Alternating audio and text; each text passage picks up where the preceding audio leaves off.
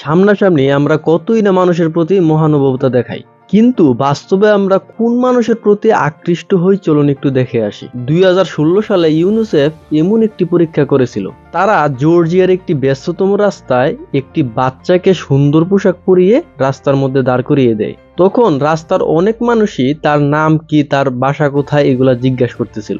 এমনকি অনেক মানুষ সে বিপদে পড়ছে ভেবে তাকে সাহায্য করার জন্য এগিয়ে আসে। একটু পর ঠিক এই বাচ্চাটিকেই পোশাক চেঞ্জ করে তাকে গরিব মানুষের বেশে ঠিক একই জায়গায় দাঁড় করানো হয়, কিন্তু অনেকক্ষণ দাঁড়ানোর পরেও তার সাথে কেউই কথাই বলেনি। তারপর তারা ঠিক একই পরীক্ষা একটি রেস্টুরেন্টের মধ্যে করে।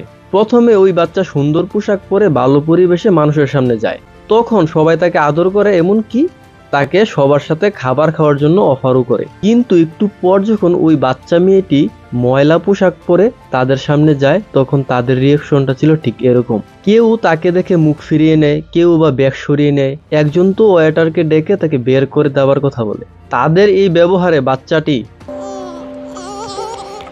আমরা কয়জনই বা বাস্তবে সবার প্রতি সমানভাবে সহানুভূতিশীল? বাস্তবে আমাদের বড়লোকদের ধন সম্পদ, টাকা পয়সা, তাদের স্ট্যাটাস এগুলাই আমাদেরকে আকৃষ্ট করে।